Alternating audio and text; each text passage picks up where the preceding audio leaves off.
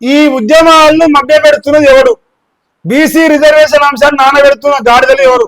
హంతకులే సంతాప సభ పెడితే హక్కులను కాలరాసే సన్యాసులు ఎవరు? హంతకుడు ఎవడు? ఏ బ్రోకర్ నా కొడుకు బీసీ బంధుకు రాలేదు? ఏ బ్రోకర్ నా కొడుకు బీసీ బంధు జరుగుతుంటే నేను బీసీల ప్రతినిధిని, బీసీ రాజ్యాధికార పార్టీ బొంగు బోసాని ఏ బ్రోకర్ నా కొడుకు కథలు చెప్పిండో దాని గురించి ఒక 2 నిమిషాలు మాట్లాడదాం జరగాలి. ఇది తెలుసు కదా మీకు ఈ ఛానల్.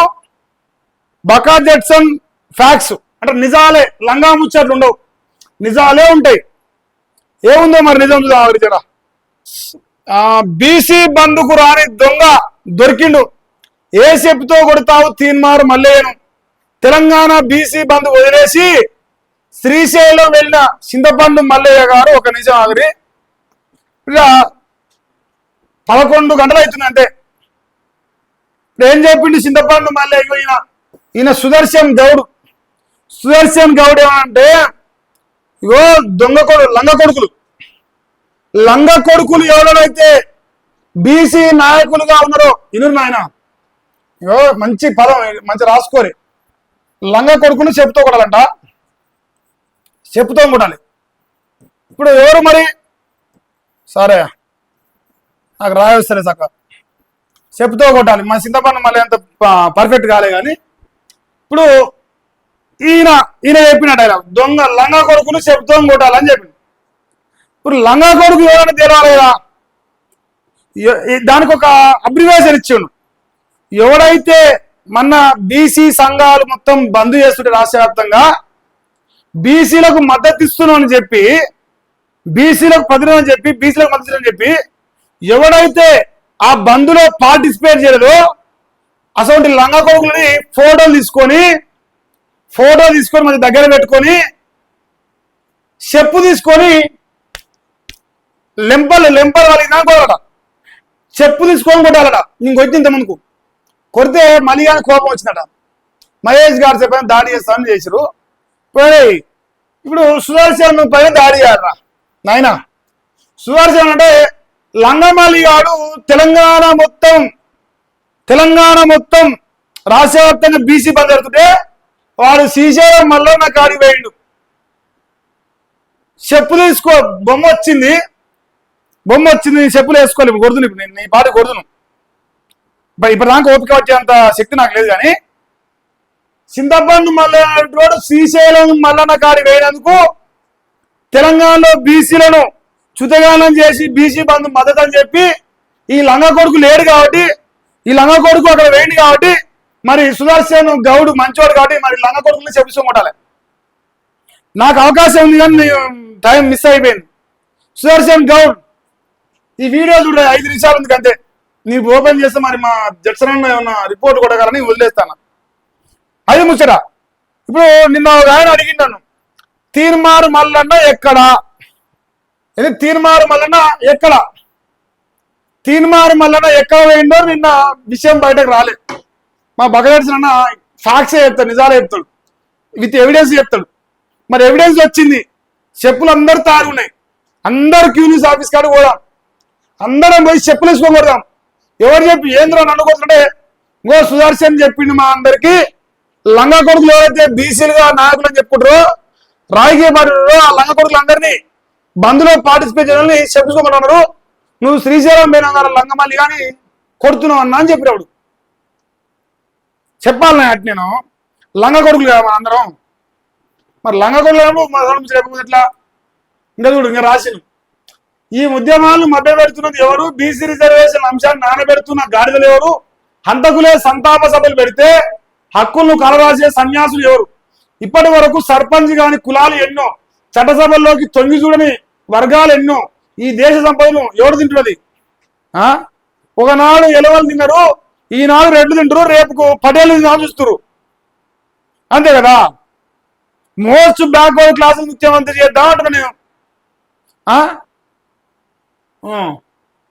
ఇంకేంది? పన్నులు కలుగుతున్న ప్రజలను ఎవడు పాపం అనేది? ఉచిత పథకాలను ఆశ పెడుతున్న వెర్రి జనాలకట. లేకపోతే నా కాదు అన్న చెప్పినోడు వాడు మాత్రం ఎడ్రోడు కాదు. మందు తాగి మంది ఎంగిలి మెత్తుకుని కోటు సంపాదించినదా అది తెలియకాలోడు. ఇప్పుడు వెర్రి జనాలట నాయన. ఈ దొంగ రాజకీయ నాయకులు లొసుకులు తెలియదా? దొంగ రాజకీయ నాయకులు మళ్ళీగా లొసుకులు తెలియదా? నాజడు దొంగ నా కొడుకు దొంగ మాలు ఎత్తు పట్టుకొని ఎట్ట ఓటేస్తారు కాంగ్రెస్ కి? వాడే రాస్తుంది, నాకు సంబంధం లేదు.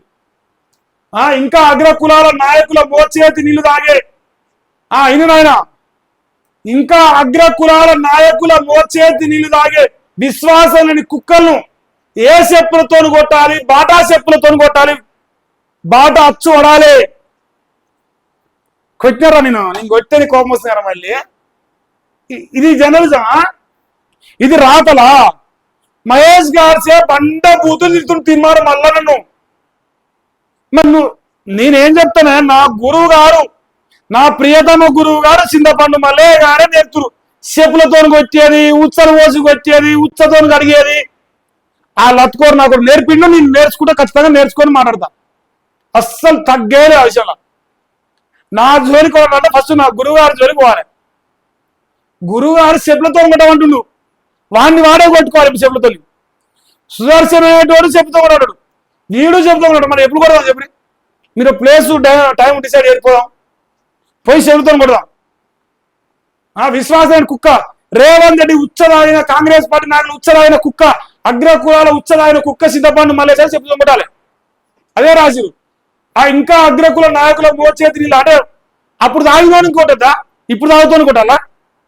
ఇప్పుడు సంసారి ఎప్పుడైనా సంసారే, వ్యభిచారి ఎప్పుడైనా వ్యభిచారే. వీళ్ళు పతివ్రతమైనవు, బడుగు బలగిన వర్గాలు ఇంకెన్నాళ్ళు మోసం చేస్తారు.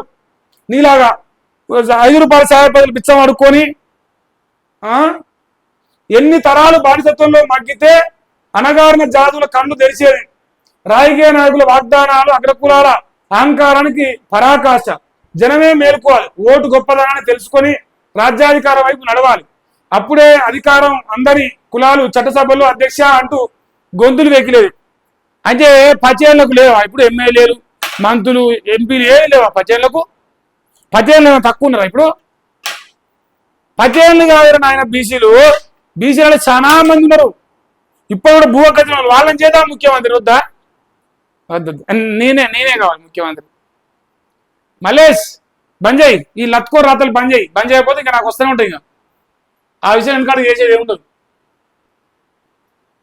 విప్లవ ద్రోహంలో ఇట్లుంటుంది వీరి కుట్రలు. నేను మనం రాసుకుని కదా ఆశన్న లొంగిపోయాను. ఇంకో వాళ్ళు విప్లవ ద్రోహులే, లేక బొమ్మ ఇంకా ఆడు బ్రోకర్ ఉంటాడు, ఇంకో బ్రోకర్ ఉంటాడు మణిగాన్ దోస్తు. ఆ బ్రోకర్ ఇంక ఎక్కువ చదువుతాడు. అంతా ఇదే బ్యాచ్, ఇదంతా ఇదే బ్యాచ్ అనమాట. తెలంగాణ రాష్ట్రంలో ప్రజలు గమనించాలి ఏం జరుగుతుంది, ఏం చేస్తున్నారు. ఎటువంటి బ్రోకర్ నా కొడుకులు పేపర్లు పెట్టుకొని ఏది పడితే అది రాసుకుని ఎట్లా ప్రజల్ని మోసం చేస్తారని గమనించాలి.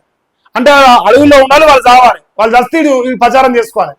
మా ఓట్లు పాపం అనాలి, ఓట్లు పడాలి. దొంగ నా కొడుకులు చెప్తాను, అందుకే నేను రోజు చెప్తా, మీరేమో నమ్మరు నా మాటలు. అమ్మో ఇండియా కూడా సీరికలట.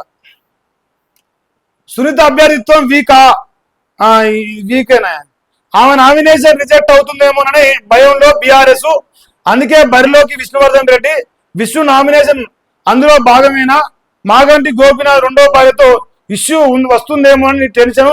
సునీతతో మాగంటి వజ్రనాథ్కి విభేదాలు. బీఆర్ఎస్ టెన్షన్ పెట్టిస్తున్న మాగంటి గోపినాథ్ కుటుంబం పంచాయతీ. అందుకే స్టాండ్ బైలో విష్ణు ఎంపిక. రాజకీయంగా నవీన్ యాదవ్ కు కలిసి రన్న బీఆర్ఎస్ వ్యవహారాలు ఎట్లా కలిసి వస్తాయి?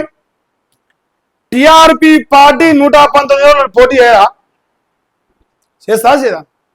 మరి టిఆర్పి ఎందుకు బరిలేదు? ఎందుకు పోటీ చేస్తలేదు? ఎందుకు నామినేషన్ చేస్తలేదు? ఎందుకంటే ప్రజలు ఇచ్చిరు, ఉచ్చదాగినవు. అగ్రకుల నాయకుల ఉచ్చదాగపోతే ఎందుకు నామినేషన్ వేయలే? 3 అగ్రకుల పార్టీలే కదా. మరి బీసీ కదా మనము, అది పెద్ద బీసీ. మరి మనం ఇంత పెద్ద బీసీ అయినా మనం ఎందుకు కూడా పోటీలా? మనం కూడా పోటీ చేయాలి కదా మల్లేశా. వద్దా? రేవంత్ రెడ్డి ఎంగిలి వెతుకుతున్నావా? మోసేట్లు లేదామా? కాంగ్రెస్ రెడ్డి నాగర్ ఉచ్చలాదామా? అందుకే నా పోటీ చేస్తలేవు. ఏది పోటీ ఉండదు, మాటలలోనే. యూట్యూబ్లో పోరాటం, నెంబర్ 1 పోరాటం ఇది. ఇంతేనా? ఇంతవరకు కనిపిస్తా ఉంది. దయచేసి లైవ్ లో ఉన్న వాళ్ళు వీడియో లైక్ చేయాలి. మీరు లైక్ చేయకుండా చూసే వాళ్ళు దయచేసి గమనించండి. మేజర్ గా వీళ్ళు రిపోర్ట్స్ కొట్టినప్పుడు ఇబ్బంది అవుతా ఉంటుంది. సో అందుకోసమే ప్రతిరోజు నేను చెప్తా ఉన్నా. మరి మీరు లైట్ తీసుకోకుండా సపోర్ట్ చేసే ప్రయత్నం చేయండి.